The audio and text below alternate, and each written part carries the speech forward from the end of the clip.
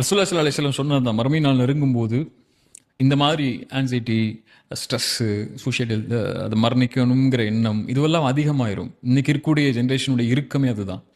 முன்னாடி இருந்த ஜென்ரேஷனுடைய தற்கொலைகளுடைய எண்ணிக்கையும், ரூமில் அடைச்சி கொண்டு இருட்டில் உட்காரக்கூடிய எண்ணிக்கையும், இன்னைக்கு இருக்கக்கூடிய ஜென்ரேஷனுடைய எண்ணிக்கையும் ரொம்ப அதிகம் இல்லையா? ரசூலுல்லாஹி ஸல்லல்லாஹு அலைஹி வஸல்லம் சொன்னாங்க, மறுமை நாள் நெருங்கிறதுக்கு முன்னாடி மன்னரிகள், அதாவது செத்துப்போன அந்த இடத்த பார்த்து மனிதன் சொல்லுவான், உன் இடத்துல நான் இருக்கக்கூடாதான்னு ஆசைப்படுறேம்மா. எல்லாருமே மரணத்தை விரும்ப ஆரம்பிக்கக்கூடிய நிலைமை ஏற்படும் மறுமைக்கு முன்னாடி. அந்த ஒரு காலத்தில் தான் நம்ம இருக்கிறோம். எங்கே பார்த்தாலும் யாரை பார்த்தாலும் சோகமா, யாரை பார்த்தாலும் மகிழ்ச்சி இல்லாமல், யாரை பார்த்தாலும் எப்போ பார்த்தாலும் இருளில் உட்கார்ந்து இருக்கிற மாதிரி, ஐயோ வாழ்க்கை என்னடா வாழ்க்கைங்கிற சொல்கிற மாதிரி தான் எல்லாருடைய பெரும்பான்மை மனிதர்களுடைய வாழ்க்கை இருக்குது. ஸ்ட்ரெஸ் ஆகிட்டாங்களா, அல்லது அவங்க வாழ்க்கையில் எதிராக ஒன்று தோத்துட்டாங்க, நீங்கள் சொல்லுவாங்க லவ் பிரேக்கப் ஆகிடுச்சா, என்ன செய்வாங்க? போய் மது குடிப்பாங்க, போய் சிகரெட் அடிப்பாங்க, போய் போதை பழக்கத்துக்கு அடிமையாவாங்க, அல்லது தன் வாழ்க்கையே முடிஞ்சு போச்சுன்னு சொல்லி எதுவுமே செய்யாமல் ஸ்ட்ரெஸ்ன்னு சொல்லிட்டு ஸ்ட்ரெஸ்ஸாக இருக்கேன்னு சொல்லி இருட்டில் உட்காந்துருப்பாங்க. ஆனால் ஒரு முஃமினுக்கு, இறை நம்பிக்கை கொண்டவனுக்கு இப்படி வாழ்க்கையில் நிம்மதியற்ற சோதனைகள் வராமல் எல்லாருக்கும் இருக்காது. எல்லாருக்கும் சோதனைகள் வரும், நல்லவங்களுக்கும் வரும், கெட்டவங்களுக்கும் வரும். எல்லாரையும் மனிதன் பிறந்தாலே வல்லனபுல் ஒன்னக்கும் நல்லா சொல்லிட்டான், உங்களை சோதிச்சு தான் ஆவேன்னு சொல்லிட்டான். ரசூலுல்லாஹி ஸல்லல்லாஹு அலைஹி வஸல்லம் சொன்னாங்க, அல்லாஹ் இந்த உலகத்திலேயே அதிகமாக அஷத்து பலா, இந்த உலகத்திலேயே அதிகமாக சோதிக்கப்பட்டது யார்? நபிமார்கள்னு சொன்னாங்க. அதற்கு பிறகு வந்தவங்க.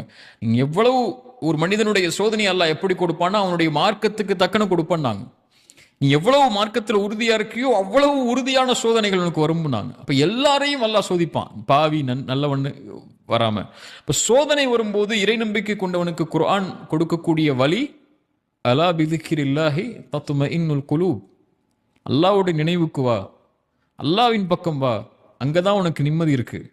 தொழுகைக்கு வா, அதுதான் உனக்கு நிம்மதி இருக்கு. உனக்கு இந்த உலகத்துல சிரமங்களை தாண்டி சோதனைகளை தாண்டி நிற்க முடியலையா, சுஜூதுல விழுந்து ரப்புக்கு முன்னாடி அல்லாஹ்வுடைய நினைவில், அலா பிதிக்ரில்லாஹி தத்மஇன்னுல் குலூப், அவனுடைய நினைவுல தான் உன்னுடைய உள்ளத்துடைய அமைதி இருக்கு. அல்லாஹ்வுடைய அமைதியை நோக்கி தான், அல்லாஹ்வுடைய நினைவை நோக்கி தான். சோதனையிலிருந்து வெளியே வரணும்னா யார் நாடுனா முடியும்? இந்த ஸ்ட்ரெஸ்ல இருந்து வெளியே வரணும்னா யார் நாடுனா முடியும்? யாருடைய கையில் இந்த இருளை, என் வாழ்க்கையில் இருக்கக்கூடிய இந்த இருளை வெளிச்சமாக்க முடியும்? எனக்கு இருக்கக்கூடிய சிரமங்களை நீக்க முடியும்? அல்லது இதை விட சிறந்த ஒன்றை அல்லாஹ் எனக்கு கொடுக்க முடியும்? யார் கொடுக்க முடியும்? அல்லாஹ். அவனின் பக்கம் தான் போவான். ஷைத்தானை நாடக்கூடியவங்க தான் இந்த மாதிரி செயல்பாடுகள் பக்கம் போய் தன்னை அழிச்சு கொள்வாங்க. சோதனை வந்தவன் ஒரு இறை நம்பிக்கை கொண்டவன் அல்லாஹ்வின் பக்கம் போய் அதுலேருந்து வெளியே வரக்கூடிய, அதில் நிம்மதி தேடக்கூடிய இடங்களுக்கு போயிடுவான். இதுதான் இறை நம்பிக்கை கொண்டவனுடைய பண்பா.